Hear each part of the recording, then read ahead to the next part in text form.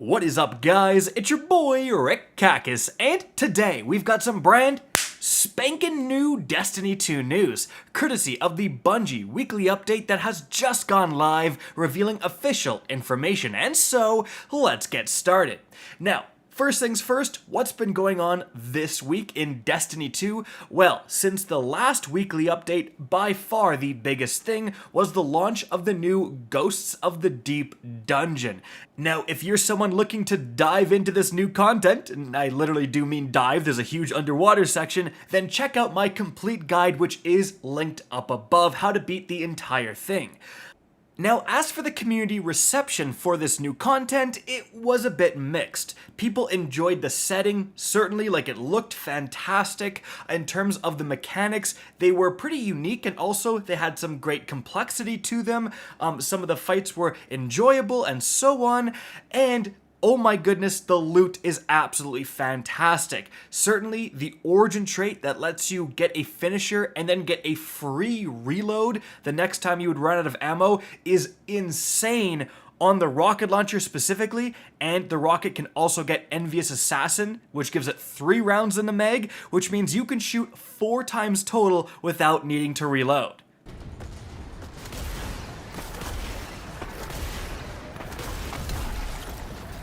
Yeah, and of course I did do a video showcasing the new dungeon loot. Check it out, it's linked up above. But those were the good. The negative is that this dungeon has probably the longest traversal section that has ever been in any piece of dungeon or raid content, frankly.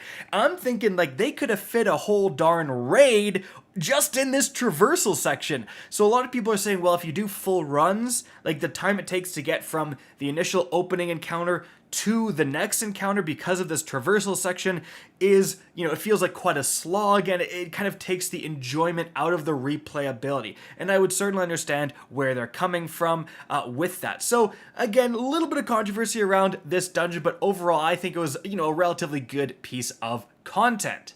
Now, speaking of the dungeon, but continuing to that brand new information within the TWAB, Bungie says there is sweet, sweet rewards. We now have the Ghosts of the Dungeon hoodie, as you can see here, the Ghoul title pin, and the Ghosts of the Deep dungeon pins available for purchase. These Bungie rewards will be available only to players who complete this dungeon by August 22nd, 2023, which is going to be when the new season starts. So you do have a lot of time to do it if you're interested. Now, moving on from there, of course, it is June 1st, which is Pride Month, and Bungie has this emblem right here, the Infinite Prismatic emblem, available for a $10 donation, and you can get the links in the TWAB, which is linked in the description of this video. Moving on from there, guys, another emblem they're giving away is this brand new Marathon emblem. That's right, last week Bungie announced their new game that they're making, Marathon. Bit of controversy because clearly a lot of resources being spent on it. Some people think it's absolutely insane, it looks fantastic. Other people mad they're not investing it into Destiny. Yeah, so it seems like they're putting all their money into Marathon. I went over the whole drama in last week's TWAB video if you want to check that out, but you can see the code right here you can redeem on Bungie.net to get it. Now, moving on from there, we have a new Prime Gaming drop. So we've got the Ninja Vanish emote, the Redline Ghost Shell, and the Skedaddle Legendary Sparrow, and the Deep Ghost Projection. Now, interestingly, that's pretty much it for the TWAB. There's a little bit more we're going to talk about later, but there's something missing, both from the TWAB and from the weekly reset, and that is a secret exotic quest. Guys, if you go into your collections tab right now in-game and you go to the kinetic section, you're gonna see there's 2 exotics that were added. The first one, of course, is the Navigator exotic trace rifle. This is the exotic associated with the Ghosts of the Deep dungeon. Obviously, did a video on that. It's got a hidden perk that makes it absolutely insane, but that's one. The other one is still unknown, which means 100% we are getting a new exotic weapon coming sometime during Season of the Deep, because these are only ever updated on a season-to-season basis, right? This hidden exotic would not be something coming, next season, right? It always comes the season it's added to this tab. So, The rumor was that it would drop from the deep dive activity, and that's certainly what I did as soon as Weekly Reset came out, went into deep dive. Interestingly, every single week it's added another level. So the first week you could only go kind of one level down, but now a door that was once closed is now open, and you can go through it to go down an additional level. And on both of these levels, there are additional objectives you can complete by going, interacting with this taken object, and then again doing that extra objective to trigger harder enemies to spawn and also get better loot at the end. But at the end of that second level, again, you can see there's another closed doorway. So likely next week at that weekly reset, that's going to open. There's going to be a whole new level with whole new additional objectives. And so again, this exotic that's rumored to be tied to deep dives, potentially next week, doing that deep dive and going down to what is supposed to be the third and final level, will finally at least either unlock it or trigger the secret quest to actually get that exotic.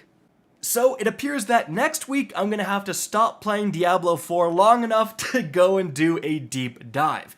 But moving on from there, a couple last things I did want to talk about is in the known issues tab. So these are problems with the game, these are glitches, etc. that Bungie knows about and they are going to fix eventually. But here's what's interesting. We have firstly, the Sunbracer's Warlock exotic gloves are not extending the duration of solar grenades. So since the Starfire protocol was nerfed, a lot of players moved to the Sunbracers, and they're pretty insane. So the fact that they're actually not as good right now as they should be, and again, they've become quite popular because they're so good, is actually pretty interesting. Now, some other interesting things to be aware of is that getting kills with the Skyburner's Oath and Vesper of Radius is causing larger explosions than intended. In fact, I think the Vesper of Radius was actually disabled. In addition to that, guys, getting frozen when using the new Arbor Warden exotic chest piece can cause you to lose the Baronade ability, so that's not working as intended. And also, the Stronghold exotic Titan arms are not always granting the restoration buff when expected. The Strongholds actually got kind of remade for this season, so hopefully they get fixed and we can get a proper sword build that grants that extra survivability. Guys, that is going to be it for the video. I hope you enjoyed and found this informative. If you did, please remember to help me out by simply rating and especially sharing this video. If you guys want to see more Destiny 2 content similar to this, don't be afraid to slap that subscribe button. If you want to get in touch with me and keep up to date with the latest channel activity, the best way is to follow me on Twitter at RickCacus. That is linked in the description down below. Again, I hope you enjoyed the video, and as always, have a good day.